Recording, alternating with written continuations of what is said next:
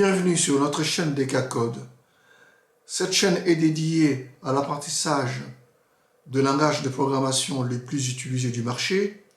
J'ai cité le langage C, le langage C++, ainsi que le langage Java. Avant de commencer, merci de vous abonner à cette chaîne, d'aimer ou de liker cette vidéo, de laisser éventuellement un commentaire afin d'améliorer l'algorithme de YouTube. Installez-vous confortablement et profitez du spectacle. Et on se retrouve tout de suite après. Nous commençons par l'historique. Le langage C a été inventé par Dennis Ritchie et Ken Thompson, qui étaient tous les deux salariés de l'entreprise Bell Laboratories entre 1972 et 1973. Leur but était de créer un langage de programmation permettant de construire un système d'exploitation. Ce système, ils allaient l'appeler Unix. Unix est le noyau central de tous les systèmes d'exploitation tels que Linux, Xenix et toutes ses variantes. Le langage C est un langage de bas niveau, très proche de la couche physique de la machine haute sur laquelle il est exploité. Le langage C permet de créer d'autres langages, d'autres compilateurs et d'autres systèmes d'exploitation. Le langage C est robuste et il est largement répandu sur pratiquement tous les systèmes d'exploitation modernes.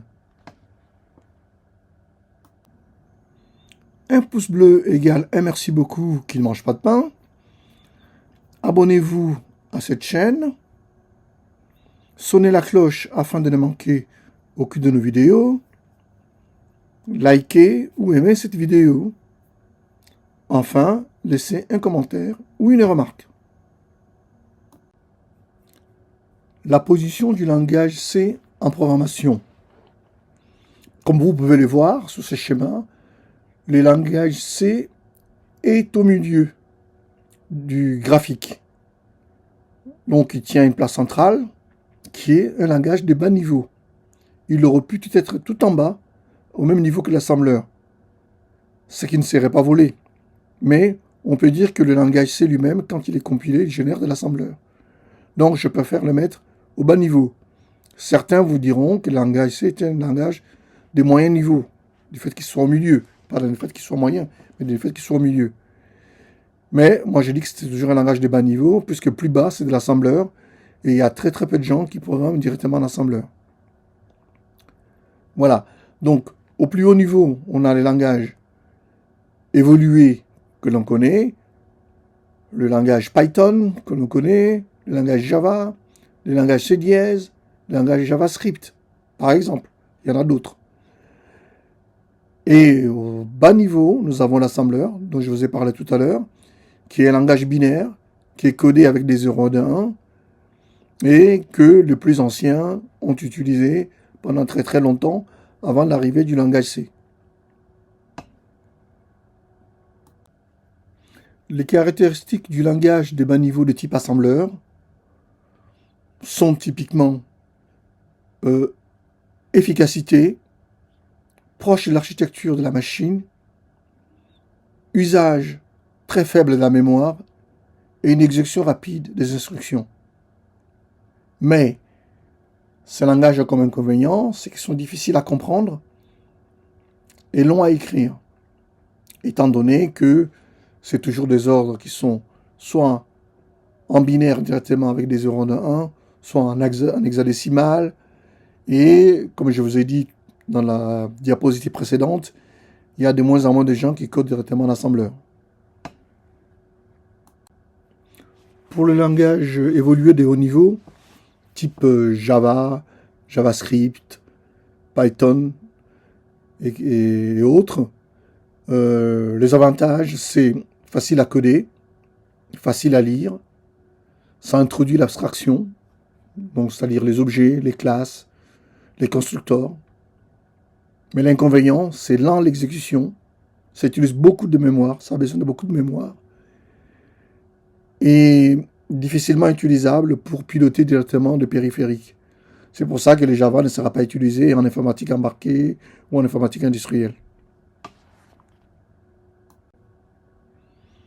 Pour les langages de bas niveau de type C, C++, comme je l'ai souligné, ces deux langages cumulent les avantages du langage de haut niveau évolué tel que le Java, le JavaScript et de l'assembleur, mais sans leurs inconvénients. Donc ces langages sont efficaces, proches de l'architecture de la machine, utilisent très peu de mémoire, plus faciles à coder et à lire que l'assembleur, mais plus difficiles que les langages de haut niveau. Ça c'est vrai. Et l'introduction de l'abstraction a été faite pour le C++, parce que le langage C ne le comportait pas lors de sa création. Et l'exécution de ces programmes, une fois compilés, est très rapide.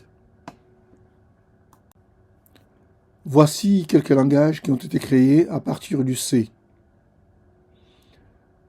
La liste est non exhaustive, bien sûr.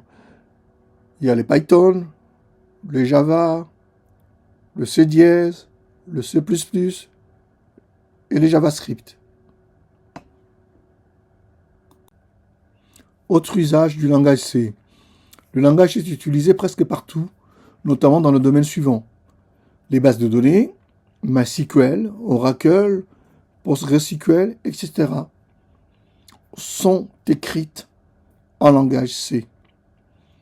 Sans langage C, on n'aurait jamais eu MySQL, Oracle, PostgreSQL et d'autres bases de données que vous connaissez du marché. Les systèmes d'exploitation Unix, Linux, macOS, iOS, Windows, etc. sont écrits en langage C. Et puis sur le plan de l'informatique embarquée, donc votre téléphone mobile, les GPS de votre voiture, et puis d'autres applications que vous connaissez, que vous embarquez littéralement avec vous, soit dans votre vie quotidienne, soit dans votre travail, eh bien, sachez que les composants électroniques sont codés en langage C. Quand j'entends par composants, je pense aux puces qui sont dans ces appareils, sont codés en langage C. Il est donc primordial d'apprendre le langage C. Avant de commencer, vous devez savoir que le langage C n'est pas orienté objet, qu'il n'y aura pas de classes, il n'y aura pas de constructeurs, il n'y aura pas tout ça. Le langage C++, qui est une extension du langage C, est orienté objet. C'est pour ça qu'il a été inventé. Comme le langage C n'était pas orienté objet au départ, on a inventé le langage C++, donc je vous en parlerai pour ceux qui resteront avec moi dans une autre formation. Le langage C est difficile, ça je vous préviens, mais surtout ne pas abandonner, persévérer, le succès est au bout.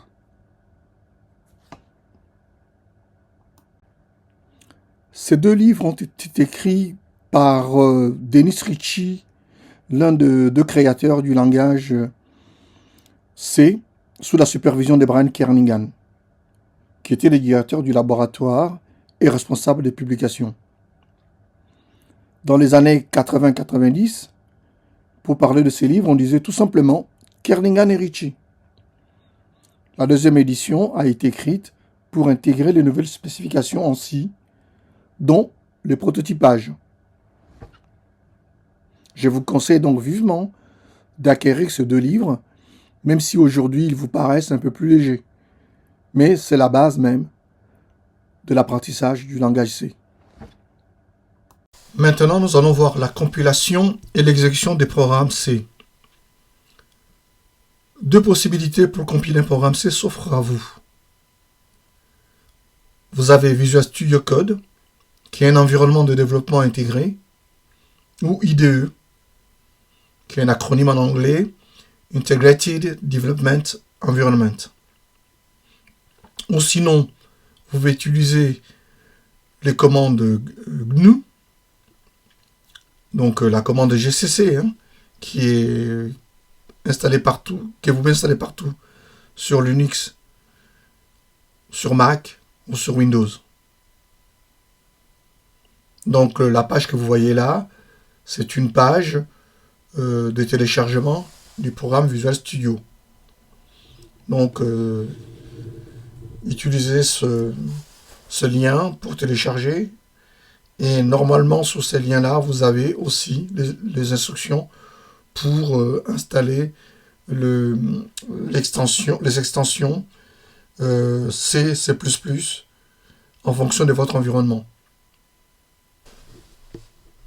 Une fois que Visual Studio Code est installé, n'oubliez pas aussi d'ajouter les extensions C, C++ et l'extension CodeRunner comme suit. L'extension pack C++.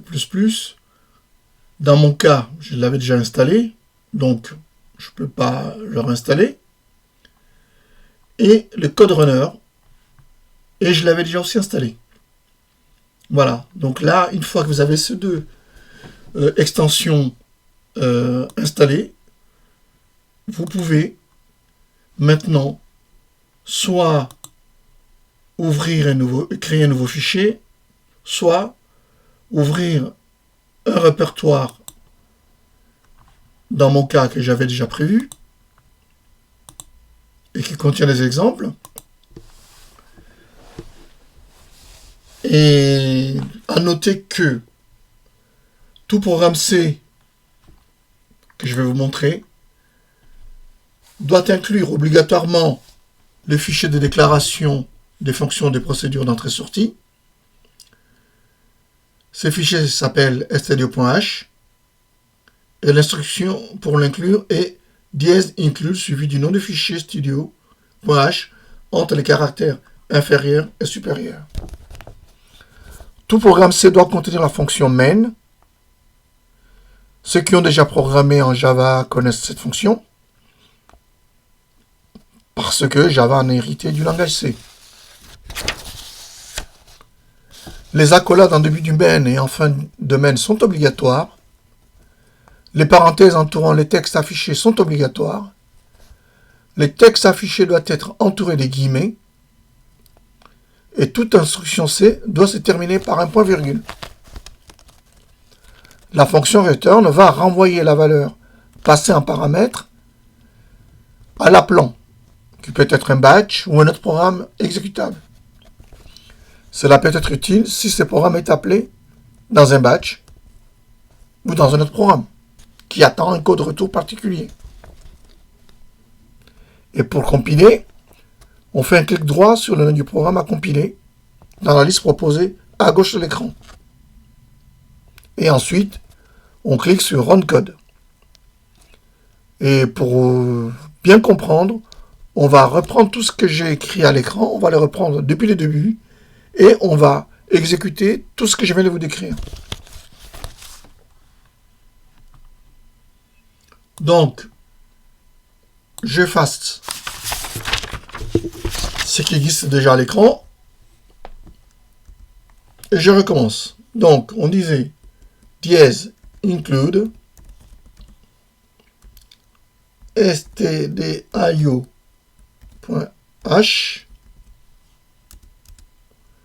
int main parenthèse ouvrante et fermante suivi de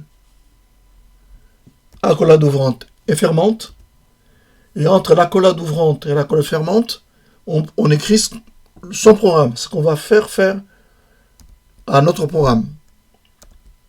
Donc dans mon cas, je vais ajouter un commentaire, et ça fait partie de bonnes pratiques en langage C. Il faut toujours le commenter, sinon après on ne sait plus ce qu'on a fait, ou ce qu'on avait voulu faire, ou ce qu'on avait prévu de faire. Et c'est toujours important de mettre un commentaire, même sur un programme simple comme celui-ci. Donc dans mon cas, je vais juste dire que je vais afficher un message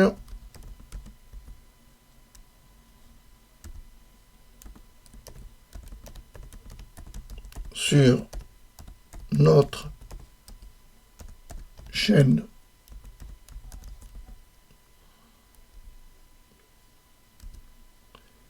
et retourner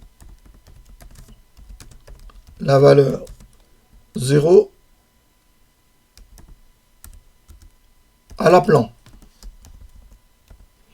Comme je vous avais dit, ça peut être un batch ou un autre programme exécutable. Voilà. Et pour afficher ce message, j'ai besoin d'une fonction d'entrée-sortie qui s'appelle printf. Bienvenue sur notre chaîne DKCode. Et je termine par un point virgule comme je vous l'avais dit.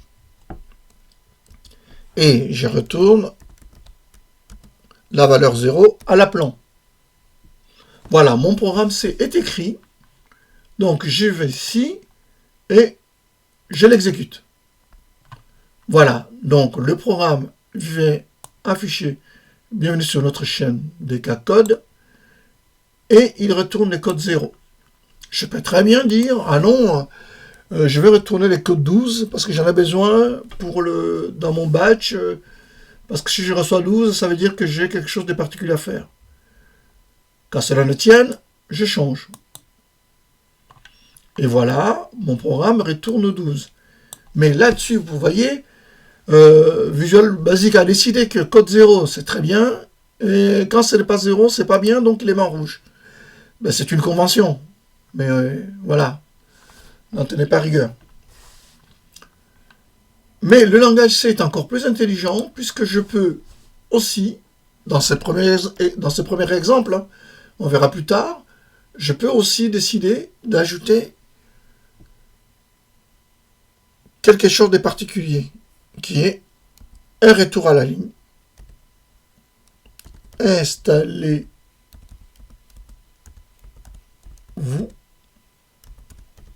confortablement. Pour avoir un petit paragraphe. Donc le \n qu'on verra plus tard permet de faire de passer à la ligne suivante. Et voilà, donc j'ai bien sûr deux lignes. Bienvenue sur notre chaîne DKCode. Installez-vous confortablement. Sans cela, je vais avoir un truc. Je le voulais, hein. Voilà, donc j'ai tout sur une même ligne. C'est la différence. Voilà, donc pour la suite, on va voir comment l'exécuter sur la ligne de commande. À partir de Visual Studio, on peut très bien exécuter le même programme sur la ligne de commande en appelant terminal. Donc là, on se retrouve dans mon répertoire qui contient mes programmes et je vais compiler, comme je vous avais expliqué au début, que je peux utiliser GCC pour compiler. Donc je vais utiliser GCC pour compiler. GCC exercice 01.c-o exercice 01. Les tirés O, c'est pour dire l'exécutable, il va s'appeler comme ça. Vous l'appelez comme vous voulez. Hein. Voilà. Et donc, c'est parti. Donc là, j'ai mon exécutable qui s'appelle exercice 01 et qui fait exactement la même chose. Bienvenue sur notre chaîne DKCode. Installez-vous confortablement. Pour ceux qui connaissent Unix ou sur Mac, parce que je suis sur Mac, vous pouvez voir que les codes sources est éditable simplement comme n'importe quel fichier texte. Voilà, je suis dedans. Dans mon cas, dans cet exemple, je vais rajouter le fameux retour à la ligne.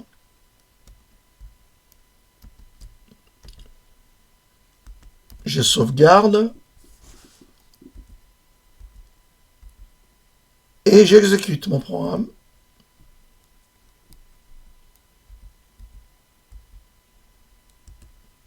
Et voilà. Donc j'ai bien. Bienvenue sur notre chaîne DK-Code. Retour à la ligne. Voilà. Donc vous voyez, donc on peut utiliser soit Visual Code, soit Terminal. Là, je suis passé par Visual Code pour avoir Terminal, mais vous pouvez utiliser Terminal directement via votre shell, tout ce que vous voulez. Ça marche très bien comme ça. Voilà, vous savez tout. Voilà, c'est fini pour aujourd'hui. J'espère que cette vidéo vous a plu et je vous donne rendez-vous pour la prochaine leçon. Au revoir et à bientôt.